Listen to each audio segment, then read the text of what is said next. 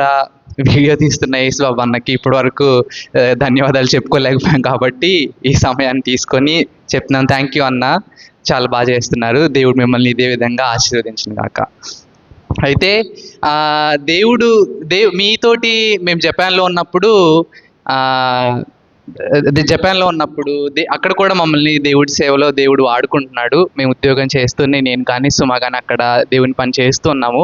ఎంతగానో దేవుని కృపలో ఆనందిస్తూ ఉన్నాము. అయితే అక్కడ వాక్యం వింటున్నప్పుడల్లా, ఎవరైనా చూసినప్పుడల్లా మాకు ఇక్కడ భారతదేశంలో మా సంఘస్థులే గుర్తుకొస్తూ ఉంటారు. ఇక్కడ సంఘం కానీ, లేదంటే మా మమ్మీ డాడీ వాళ్ళ సంఘం కానీ, మీ దగ్గరకు వచ్చినప్పుడు ఏదో ఒక విధంగా మిమ్మల్ని ఎంకరేజ్ చేయాలి. ఎందుకంటే మేము కూడా ఇక్కడ నుంచి అక్కడికి వెళ్ళిన వాళ్ళమే. మా చిన్నప్పుడు పరిస్థితులు ఇంకా దారుణంగా ఉండేవి, కానీ అక్కడి నుంచి దేవుడు మమ్మల్ని లేపిన విధానం కానీ, దేవుడు మమ్మల్ని అభిషేకించి ఆశీర్వదించిన విధానం కానీ గుర్తుకు తెచ్చుకున్నప్పుడల్లా మీరే గుర్తుకొస్తారు. ఎందుకంటే మీరు అందరూ కూడా అదేవిధంగా, మీరు కానీ, మీ పిల్లలు కానీ, మీ యొక్క భవిష్య తరాలు అందరూ దేవుని కృపలో ఆశీర్వదించబడాలి. ఎందుకంటే దేవుణ్ణి నమ్ముకున్న బిడ్డలను ఎప్పుడు దేవుడు తలగానే ఉంచుతాను కానీ తోకగా ఉంచడు. కాకపోతే అది దేవుని ప్రేమని, దేవుణ్ణి మనం సరిగ్గా అర్థం చేసుకొనక ఆయన ఇచ్చే ఆశీర్వాదాలని కోల్పోవడం వల్ల, దేవునిలో ఉంటున్నా కూడా మనము ఆశీర్వాదాలని సరిగ్గా ఎక్స్పీరియన్స్ చేయలేకపోతున్నాం, ఆశీర్వాదాలని సరిగ్గా అందుకోలేకపోతున్నాము. హగ్గయి పాత నిబంధన గ్రంథంలో హగ్గయిలో ఇప్పుడు తీయొద్దు, తర్వాత తీద్దాం, కానీ అందులో రాసి ఉంటుంది ఏంటంటే, దేవుణ్ణి మనం సరిగ్గా ఆరాధించకపోవడం వల్ల కానీ, లేదంటే దేవుణ్ణి మనం సరిగ్గా ప్రేమించకపోవడం వల్ల మనం కూడబెట్టే ప్రతి రూపాయి వేస్తున్న సంచికి చిల్లు ఉండడం వల్ల, చిల్లు వేసిన ప్రతి రూపాయి ఆ కింద నుంచి వెళ్ళిపోతుందంట. ఆ విధంగా అయిపోతుంది. దేవుణ్ణి నమ్ముకొని కూడా మనం ఏంటంటే, నమ్ముకోని వారికంటే కూడా మన జీవితం అనేది చాలా దుర్భరంగా ఉంటుంది. అటువంటి స్థితిలో మీరు ఎవ్వరూ ఉండకూడదు. మీరు దేవుని మందిరానికి వస్తున్నప్పుడు నిజముగా దేవుణ్ణి మనం ఆరాధించగలిగితే, నిజముగా మనం దేవునికి మన మనస్సును కనుక ఇవ్వగలిగితే, ఆయన ఆశీర్వాదాలు ఎంతో గొప్పవి. ఎందుకంటే మా తల్లిదండ్రుల్ని నేను గుర్తు చేసుకున్నప్పుడు, మా నాయనమ్మ మా కోసం ఎంతగానో ప్రార్థించేది. అయితే మా తల్లిదండ్రుల్లో వాళ్ళు ఎవరు మారలేదు, కానీ దేవుడు ఎందుకు నన్ను పట్టుకున్నాడు. దాని ద్వారా నేను 8వ తరగతిలో ఉన్నప్పటి నుంచి ప్రతి వారం మా తల్లిదండ్రులు వచ్చినా రాకపోయినా నేనైతే ఖచ్చితంగా చర్చ్కి వెళ్ళేవాడిని.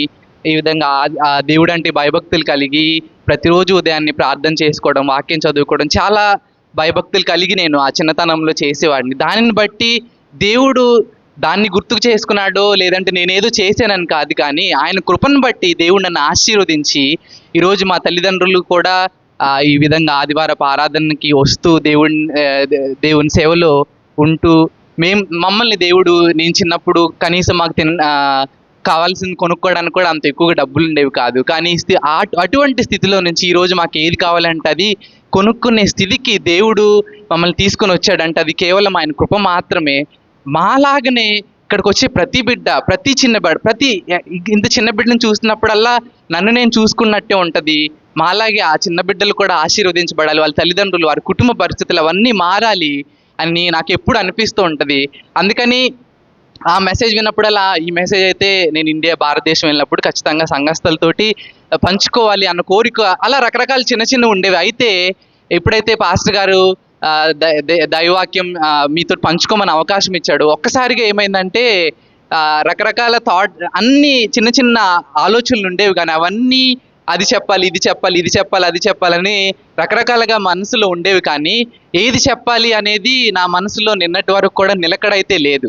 అయితే నిన్న రాత్రి నేను మా సాత్లూరు గ్రామంలో మా తల్లిదండ్రులతో ఒక విషయం గురించి మాట్లాడుతూ కొంచెం ఇలా ఉండాలి, అలా ఉండాలనేసి మేము అందరం మాట్లాడుకుని అయిపోయిన తర్వాత మా తండ్రి గారు రాత్రి 10ంటికి టీవీలో మెసేజ్ పెట్టి నన్ను పిలిచి, ఇట్రా ఇదిగో ఈ మెసేజ్ విను, ఈ మెసేజ్ రేపు నువ్వు వాక్యం చెప్పు అనేసి నన్ను అన్నారు.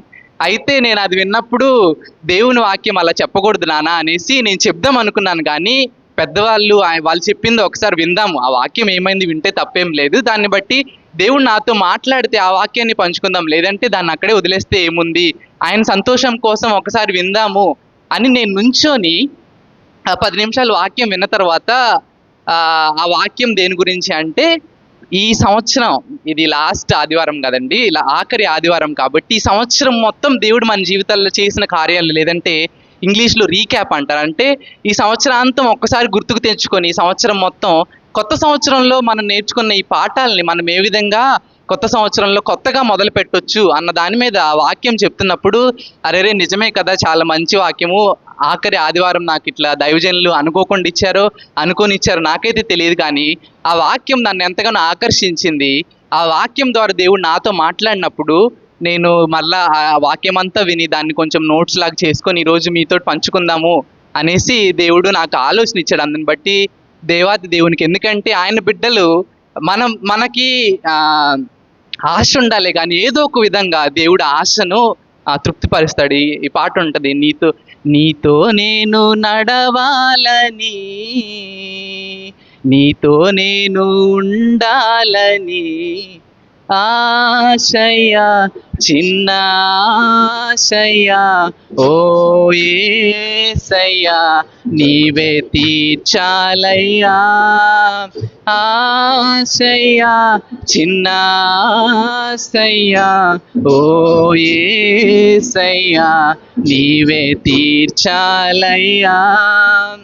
అదేవిధంగా పొద్దున ఈ కోట్ నాకు వేసుకోవడం ఇష్టం లేదు, కానీ మేము జపాన్ దేశంలో ఇప్పుడు మాకు చలికాలం, మాకు అక్కడ 0 degrees మంచు, వాటర్ నీరంతా గడ్డ కట్టేంత చలిగా ఉంటుంది. అయితే నేను భారతదేశం వచ్చినప్పుడు ఇక్కడ ఏముంది అంత చలిగా ఏం లేదు అన్నట్లు మొదటి వారం ఉన్నాను, కానీ ఈరోజు పొద్దున పాస్టర్ గారిని తీసుకొని బైక్ మీద వస్తున్నప్పుడు ఆ చలికి ఆ చలిగాలికి నాకు ఇంకా చలిగానే ఉంది.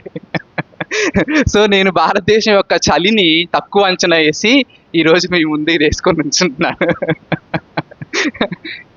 సో ఈరోజు మీతో పంచుకోవాలనుకున్నది ఏంటంటే, ఆ పాస్టర్ గారు ద్వారా నాతో దేవుడు మాట్లాడింది ఏంటంటే, మోషే గారి గురించి మీ అందరికీ తెలుసు కదండి. దేవుడు మోషే గారిని పిలుచుకొని ఇశ్రాయేలీల ఐగుప్తు దేశంలో 40 సంవత్సరాలు 432 సంవత్సరాలు బానిసలుగా బ్రతుకుతూ ఉన్న జనాల్ని తీసుకొని మోషే నాయకత్వం వహించి వాళ్ళందరినీ 40 సంవత్సరాల అరణ్యంలో నడిపించి కనాను దేశానికి తీసుకువెళ్తున్న సమయంలో మోషే యొక్క కోపాన్ని బట్టి దేవుడు ఏమంటాడంటే, మోషే నువ్వు ఆ దేశాన్ని చూడగలవు మాత్రమే, ఆ దేశంలోకి నువ్వు అడుగు పెట్టడానికి వీల్లేదు అని చెప్తాడు. మోషే ఎంతగానో ఆశపడి 40 సంవత్సరాలు ఇశ్రాయేల్ జనాంగాన్ని అరణ్యంలో నడిపించుకొని తీసుకొని వచ్చి చివరి క్షణంలో ఏమంటాడంటే దేవుడు, నువ్వు పడిన కోపాన్ని బట్టి, నువ్వు చేసిన పాపాన్ని బట్టి నీకు నీకు ఆశీర్వదించబడిన దేశంలో అడుగుపెట్టే వీలు లేదు, అవకాశం లేదు అని దేవుడు ఆయన చేతిలో నుండి ఆశీర్వాదాన్ని తీసివేస్తాడు.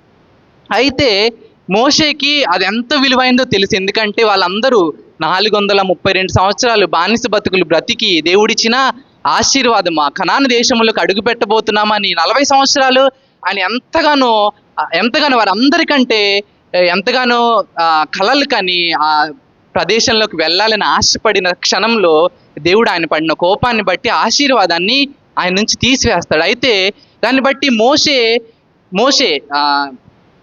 నిర్గమకాండము 3వ అధ్యాయము 26-28 ఒకసారి చదువుతారండి.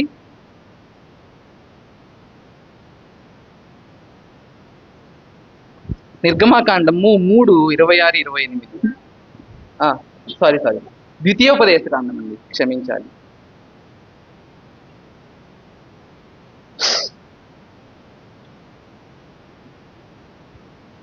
సరే నేనే చదువుతాను. చదవండి. యెహోవా మిమ్మును బట్టి నా మీద కోపపడి నా మనవి వినకపోయిను, మరియు యెహోవా నాతో ఇట్లనెను, చాలును, ఇకను ఈ సంగతిని గురించి నాతో మాట్లాడవద్దు. నీవు ఈ యొర్దానును దాటకూడదు గాని నీవు పిస్గా కొండ ఎక్కి కన్నులెత్తి పడమటి వైపును, ఉత్తరపు వైపును, దక్షిణ వైపును, తూర్పు వైపును తేరి చూడుము. చాలు. సో ఇక్కడ మనము మోషే ఆశీర్వదించబడిన కనాను దేశానికి నేను ఎట్టి పరిస్థితుల్లోనూ వెళ్ళాలి ప్రభువా, నాకు అవకాశం ఇవ్వు అని దేవుణ్ణి ఎంతగానో బతిమలాడితే ఇక్కడ దేవుడు ఏమంటున్నాడంటే, చాలు మోషే, ఇంక నువ్వు నా దగ్గర దీని గురించి మాట్లాడడానికి వీల్లేదు, ఇంకొదిలే దీని గురించి, నేను నిన్ను ఆ దేశంలో అడుగు పెట్టనివ్వను నువ్వు అని దేవుడు తీర్మానం చేసి అక్కడ ఆయన ఏమంటాడంటే యెహోషువని, అదేవిధంగా అక్కడికి వెళ్ళబోయే ప్రతి ఒక్కరిని నువ్వు దిశానిర్దేశకం చేయి, అక్కడ వాళ్ళు ఎలా ఉండాలి ఎలా బ్రతకాలనేసి నువ్వు చివరిగా చెప్పి చివరిగా నువ్వు ఈ పిస్గా కొండ ఎక్కి ఆ దేశం ఎలా ఉంటుందో చూడు కానీ యోర్దాను నది దాటి నువ్వు ఆ దేశంలోకి అడుగు పెట్టడానికి వీల్లేదు అని మోషేకు దేవుడు ఆజ్ఞయిస్తారు. అయితే మోషేకి తెలుసు దేవుడు తన దగ్గర నుంచి తీసివేసిన ఆశీర్వాదం ఎంత గొప్ప ఆశీర్వాదం. అందుకే దేవుడి దగ్గర పెనుగులాడుతున్నాడండి అక్కడ. అయితే దేవుడు మాత్రము చెప్పానంటే ఇంకా చెప్పాను, ఇంకా నో అంటే నో మాత్రమే, ఇంకా దానికి వేరే దారి మాత్రం లేదు అనేసి చెప్తాడు. అయితే మోషే అక్కడ తను కోల్పోయిన ఆశీర్వాదం విలువ తెలుసు కాబట్టి దేవుడి దగ్గర దాని గురించి పెనుగులాడాడు. కానీ మనం కూడా ఈ సంవత్సరం మొత్తం దేవునికి వ్యతిరేకంగా ఎన్నో కార్యాలు చేసుంటాం, దేవునికి వ్యతిరేకంగా ఎన్నో చేసుంటాం, దాన్ని బట్టి మనం ఎన్నో ఆశీర్వాదాలు కోల్పోయి ఉంటాం. కానీ ఆ కోల్పోయిన ఆశీర్వాదాల గురించి మనం ఒక్కసారైనా ఆలోచించగలిగామా? అరేరే అప్పుడు నేను దేవుడు ఆ మాట చెప్పాడు, ఆ మాట నేను వినుంటే ఈరోజు నేను ఈ విధంగా ఉండేవాడినేమో అని మనం అప్పుడు అనుకుంటాం. కానీ దాన్ని ఇమీడియట్గా దాన్ని వెంటనే మర్చిపోతాము, దాన్ని ఇంకా మరలా గుర్తుకు తెచ్చుకోమండి. ఎందుకంటే మనుషులకి ఏమంటారంటే ఓన్లీ సంతోషకరమైనవి మాత్రమే గుర్తుంచుకోండి, బాధాకరమైనవి మీరు మర్చిపోండి అని చాలా స్కూళ్ళల్లో కూడా నేర్పిస్తారు. చాలా మంది కూడా మనం బాధలో ఉన్నప్పుడు వదిలేయి, బాధే కదా, ఈ బాధని వదిలేసేయి, నువ్వు సంతోషంగా ఉన్నప్పుడు మాత్రమే గుర్తుకు తెచ్చుకో, ఇవన్నీ నువ్వు గుర్తుంచుకోకూడదని మనుషులమైన మనం కూడా ఒకరినొకరు ఆ విధంగా సముదాయించుకుంటాం. అది మనం బ్రతికే విధానము.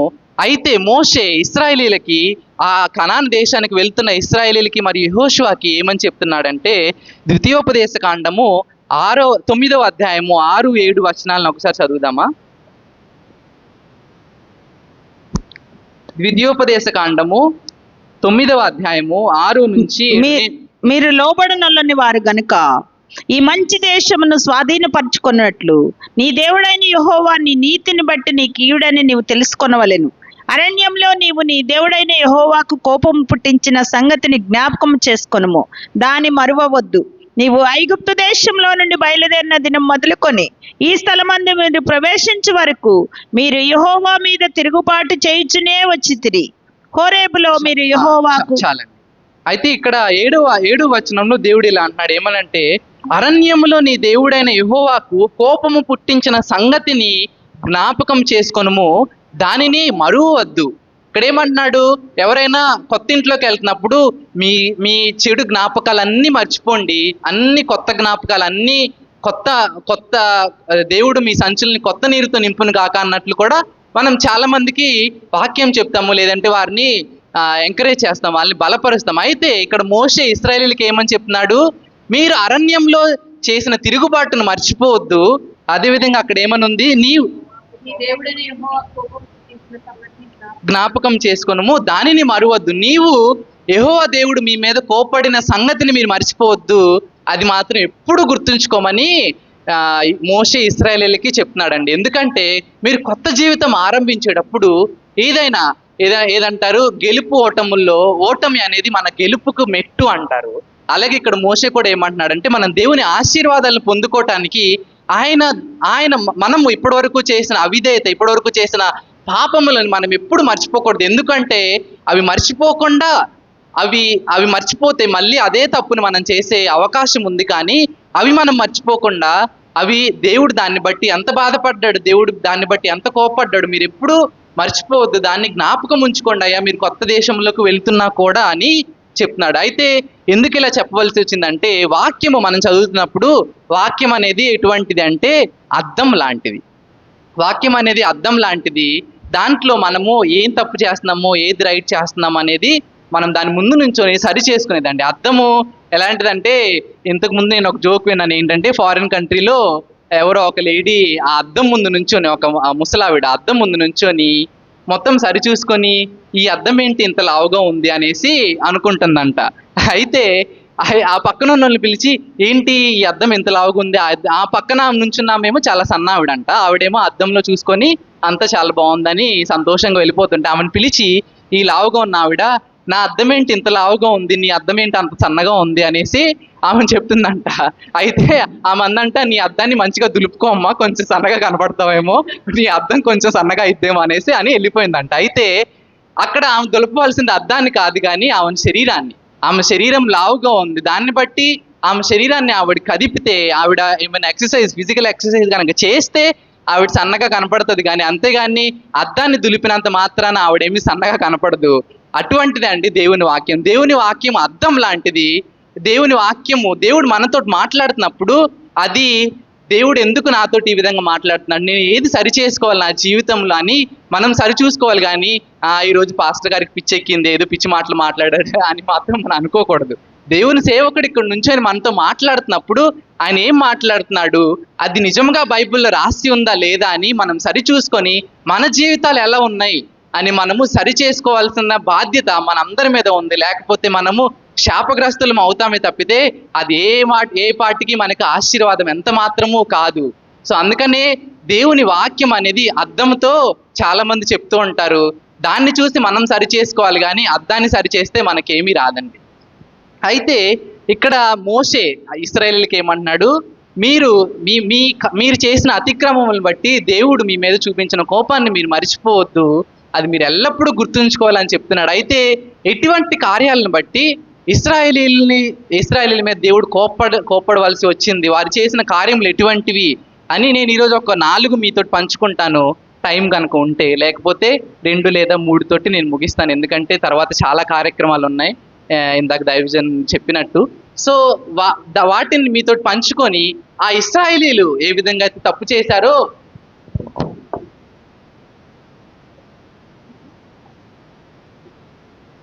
కొంచెం మాట్లాడితే వేడి పుట్టింది లోపల. సో దేవుడు ఇశ్రాయేలీల పట్ల చేసిన కార్యముల్ని, ఇశ్రాయేలీలు దేవుడికి వ్యతిరేకంగా చేసిన కార్యముల్ని మనం ఒకసారి చూసుకుందామండి. సో మొదటిది మనము సంఖ్యాకాండము 14వ అధ్యాయము 11లో ఒకసారి చూద్దాము. సంఖ్యాకాండము 14వ అధ్యాయము 11. యెహోవా, ఎన్నాళ్ల వరకు ఈ ప్రజలు నన్ను అలక్ష్యము చేయుదురు? ఎన్నాళ్ల వరకు నేను వారి మధ్యన చేసిన సూచక్రియలన్నిటిని చూచి నన్ను నమ్మకయుందురు? చాలండి. ఇక్కడ దేవుడు మోషేతోటి చెప్పుకుని బాధపడుతున్నాడు. యెహోవా దేవుడు ఏమని చెప్పుకున్నాడంటే, ఎన్నాళ్ళ వరకు ఈ ప్రజలు నన్ను అలక్ష్యం చేదురు, ఎన్నాళ్ళ వరకు నేను వారి మధ్య చేసిన సూచక్రియలన్నిటిని చూచి నన్ను నమ్మకయుందురు అని దేవుడు ఇశ్రాయేలీల గురించి గోడు వెళ్ళపోసుకుంటున్నాడంట మోషే దగ్గర. ఎన్నాళ్ళు నేను ఎన్ని కార్యాలు చేసి వాళ్ళని ఈ అరణ్యంలో తీసుకొని వచ్చానయ్యా, వాళ్ళేమో నేను చేసిన ప్రతి కార్యాన్ని మర్చిపోయి ప్రతి చిన్న విషయానికి నా మీద గొనుక్కుంటున్నారు. ఇశ్రాయేలు 432 సంవత్సరాలు బానిస బ్రతుకులు బతికితే దేవుడు వారి మధ్య 10 అద్భుత కార్యాలు చేసి ఐగుప్తు దేశంలో నుండి వారిని తీసుకుని వచ్చి ఎర్ర సముద్రాన్ని పాయలుగా చీల్చి అరణ్యంలో వారిని నడిపించుకొని, పగలు మేఘస్తంభమై రాత్రి అగ్నిస్తంభమై వారిని నడిపించిన విధానాన్ని కూడా వారు మర్చిపోయి ప్రతి చిన్నదానికి దేవుని మీద సన్నుకోవటం, దేవుని మీద గొనుక్కోవటము.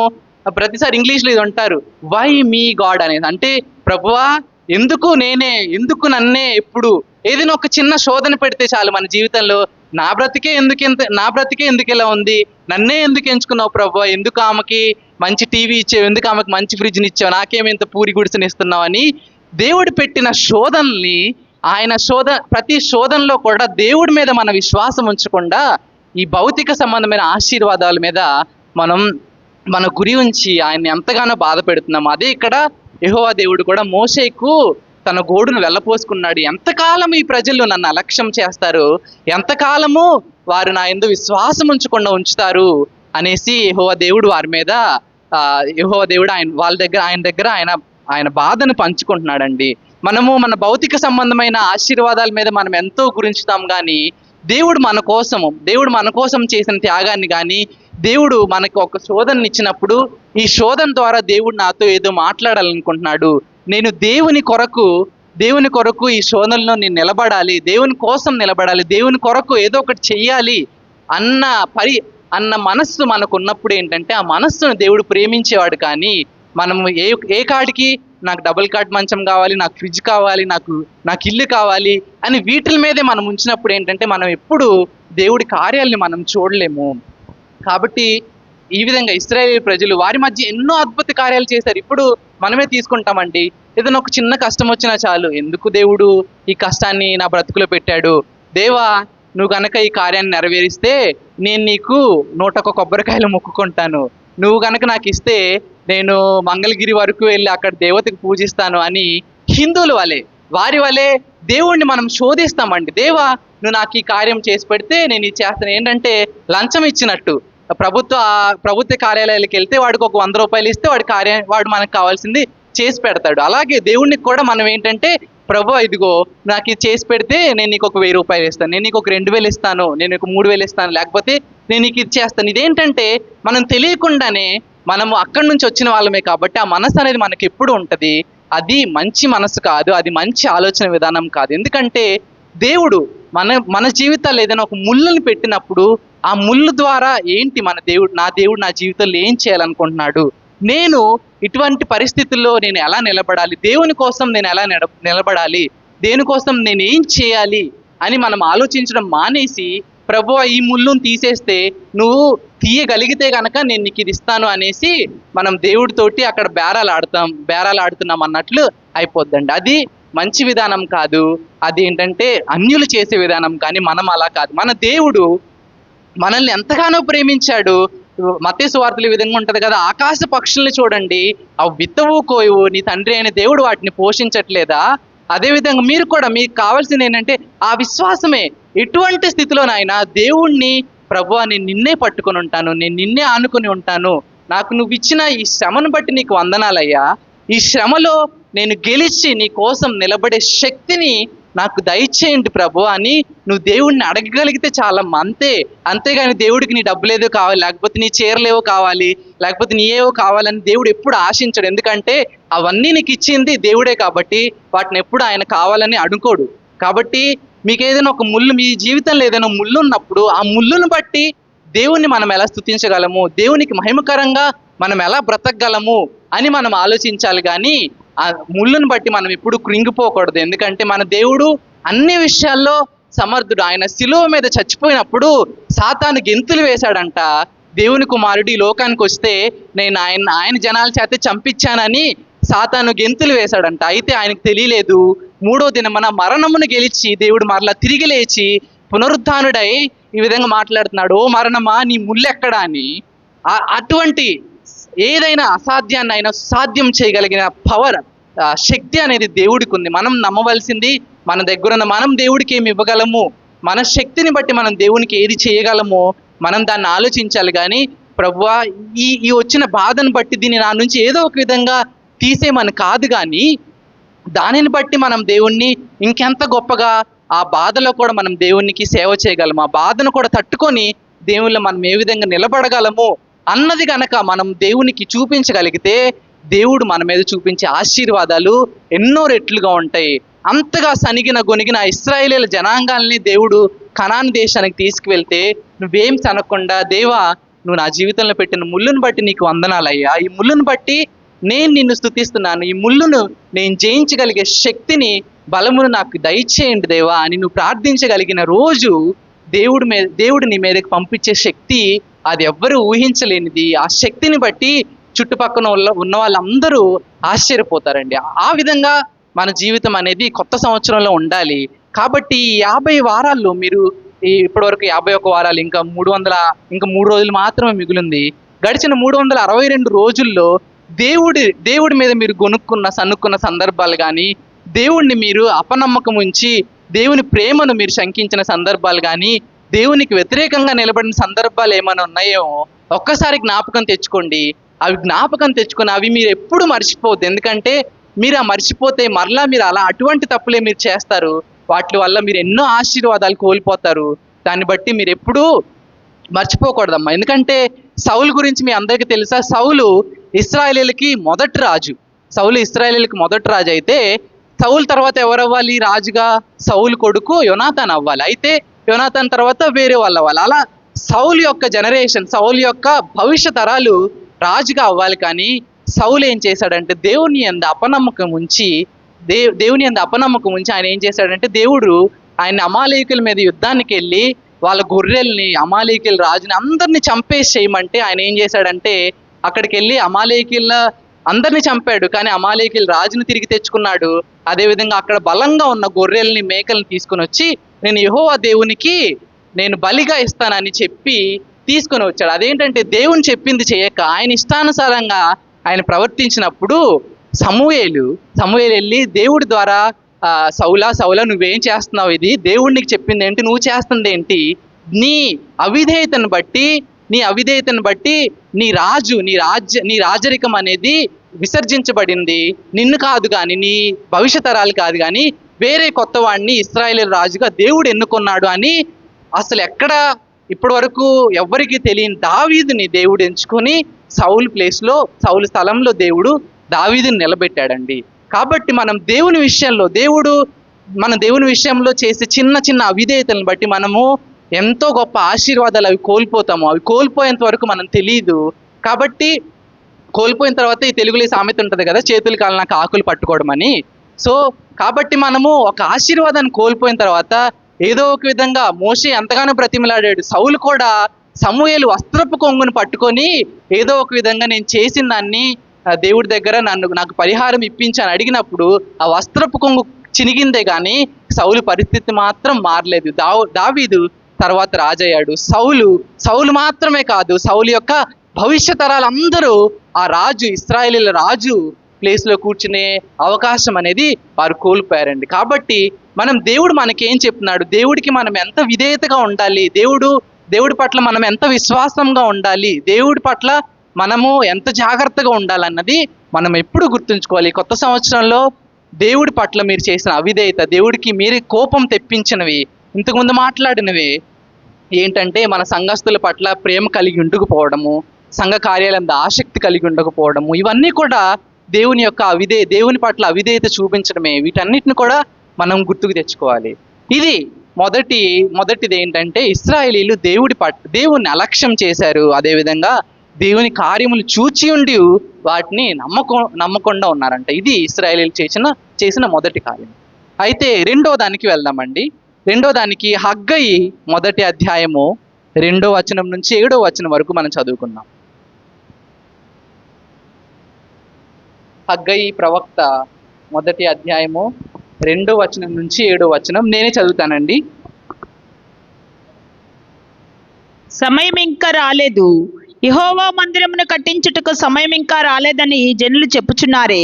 అందుకు యెహోవా వాక్కు ప్రత్యక్షమై ప్రవక్తయగు హగ్గయి ద్వారా సెలవిచ్చినదేమనగా, ఈ మందిరం పాడైయుండగా మీరు సరంబి వేసిన ఇండ్లలో నివసించుటకు ఇది సమయమా?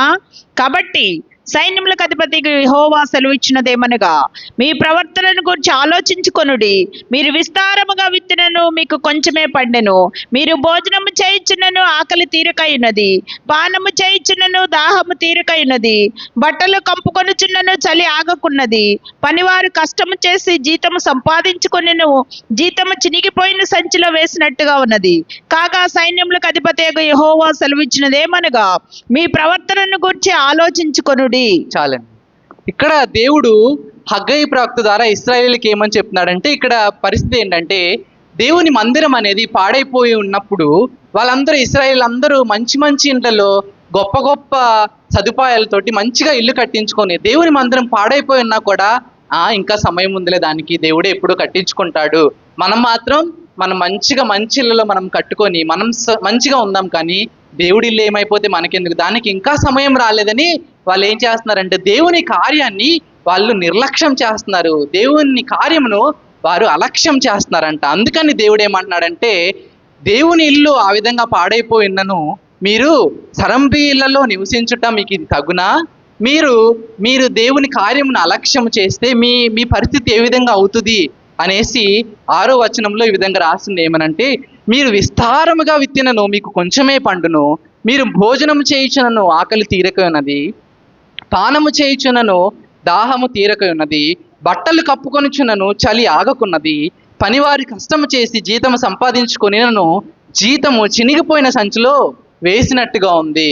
అంత దారుణం అంటే ఇక్కడ ఉన్న వాళ్ళందరూ ఇశ్రాయేలీ ప్రజలే, అక్కడ వాళ్ళందరినీ దేవుడు ఆశీర్వదించాడు. కానీ కింద మనం చదివితే, మీరు దేవుని కార్యమును నిర్లక్ష్యం చేస్తే, దేవుని కార్యమును అలక్ష్యం చేస్తే మీ బ్రతికి ఎలా ఉంటుంది అంటే, మీరు భోజనం చేస్తారంట కానీ ఇంకా ఆకలేస్తుంది, ఇంకా కొంచెం తినాలనిపిస్తుంది, కానీ మనకున్న సరిపోదు, పానం చేసినను దాహం తీరకున్నది, బట్టలు కప్పుకొనుచున్నను చలి ఆగకున్నది, పనివారి కష్టము చేసి జీతము సంపాదించుకొనెను జీతము చినిగిపోయిన సంచిలో వేసినట్టుగా ఉంది.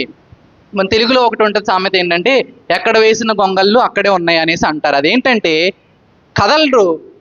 ఎంత నేను మా 10వ తరగతిలో ఉన్నప్పుడు ఒక అబ్బాయి, పాప మా అబ్బాయి నేను ఏదో ఎక్కిరించాలని చెప్పట్లేదు కానీ 24 గంటలు పుస్తకాన్ని అలా పట్టుకొని